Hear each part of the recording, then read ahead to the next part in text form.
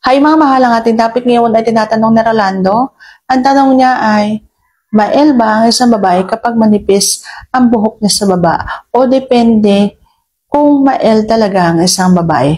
So yun ang ating pag-uusapan for today's video. Interesado ka bang malaman kung ano ang kasagot? Please keep on watching para bago yan. Kung bago ka pa lang sa akin channel, please consider to like this video and subscribe my channel.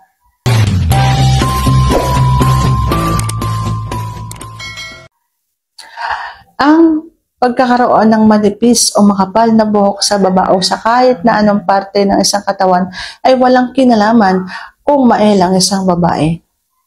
Mael ang isang babae kung mael siya talaga at hindi mael ang isang babae kung hindi siya mael. Depende sa pagkatao ng isang babae kung gaano siya kael at kung gaano siya kahindi kael. Ayan. Kung hindi mael ang isang babae, kahit na manipis o makapal pa ang kanyang balahibo sa baba, hindi talaga yan mael.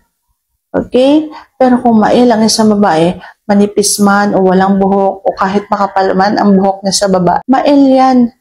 Ang buhok naman kasi madaling solusyonan sa panahon ngayon. Maraming pwedeng pangtanggal dyan na hindi mo mahalatang meron siyang makapal na buhok. Kaya, hindi mo pwedeng maging bata yan sa isang babae. Nakita mo, oh, makapal ang buhok nito. Hindi to mael. Pag nakita mo naman dun sa kabilang babae, oh, manipis ang buhok nito. Ibig sabihin, mael to.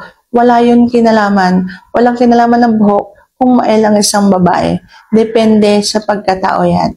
So, sana nasagot ko na tama ang tanong. And if you like this video, please consider to like this video and subscribe my channel. Thank you for watching and see you on my next vlog.